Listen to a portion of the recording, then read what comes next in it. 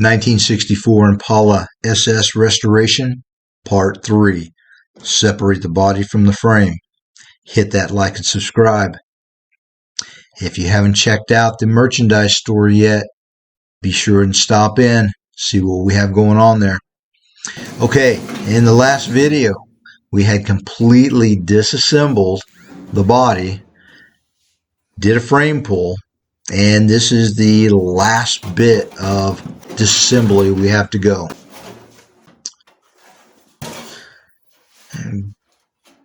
And we've taken a lot of care removing all of the parts. All of the parts on this car are in exceptional shape. We're going to try to use as much as possible, reuse as much as possible. Yeah, I like this part. So we're going to take a little bit of time, carefully package that up.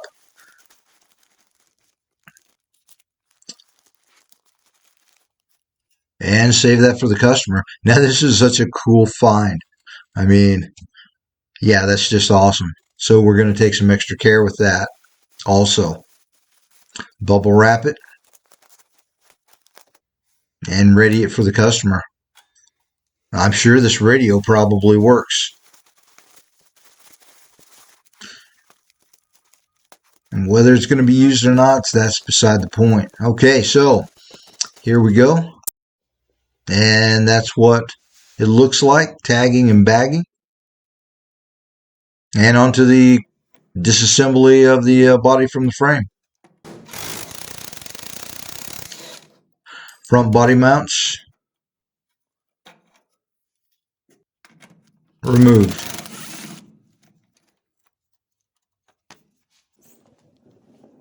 Okay, now we're working our way around to the back. It's always not a good time removing these bolts. Usually they have to end up getting torched out because they will the little nut insert inside will spin. Let's see what happens. Here we go.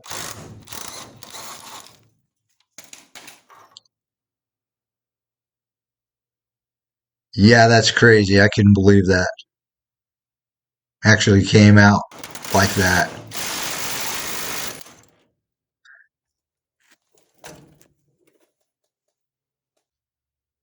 And this car is such in phenomenal shape. I can't believe that these are coming out and the threads are looking this nice, except for the one. And it even removed. And now working our way over to the driver's side.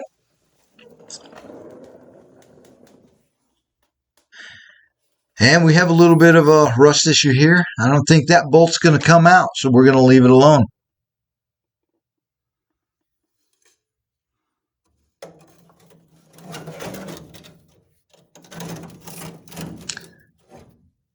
Yeah, a little bit of work to do there.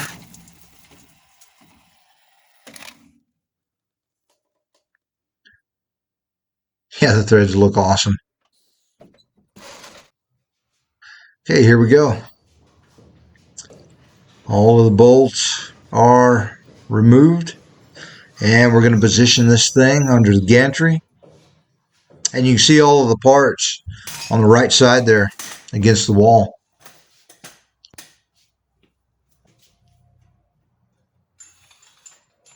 And we had to fabricate a different lifting device.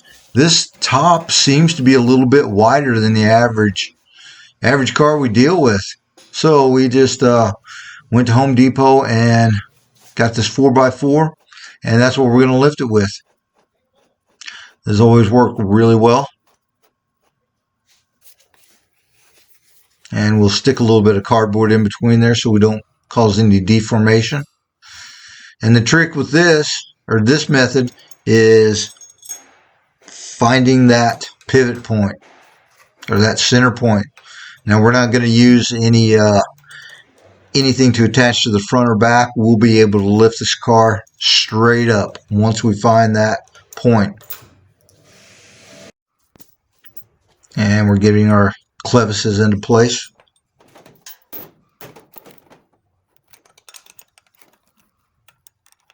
And if you do something like this, you always want to make sure that the ends extend well past the roof. Otherwise, the chain will contact the roof and put you a nice dent.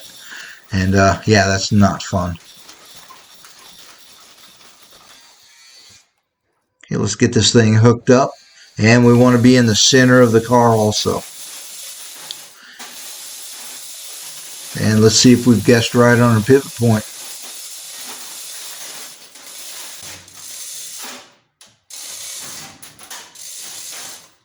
So the body's coming up really nice and straight.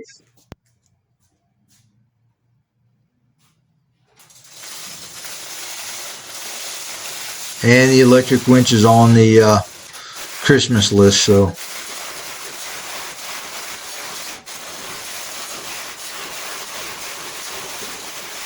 And there it is. Get this frame pulled out of the way.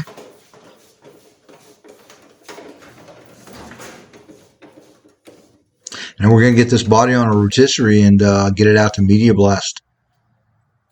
Okay, here's the frame. And you can see here in the back, now we did a frame pull, but there's still some extended damage and we'll be dealing with that. It's just a little out of shape. Nothing too serious. It's one of the nicest back frame rails, except for the damage that I've seen. Yeah, usually those are really rusted out.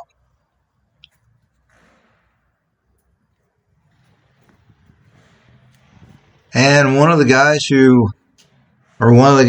guys following this build left a comment and asked for a shot of the brake lines and how they were run. So we're going to get a close-up here in a second. And that's the soft line going into the hard line on the driver's side. Then it goes in the front of the girder, up and over to a T.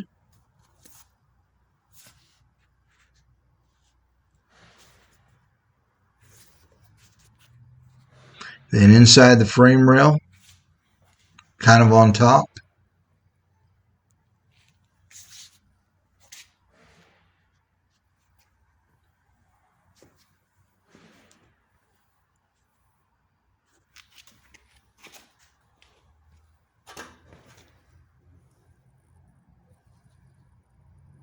And back into the soft line to a T that splits off to the rear. Well, actually, it's to the rear axle, left and right brake. Hope that helps you out running your brake line.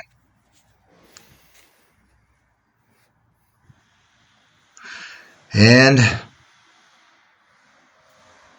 that's it for this video. Hey, stay tuned. We'll be coming out with part 4, getting the car body mounted on a rotisserie. Hey, and as always, thank you for watching and following.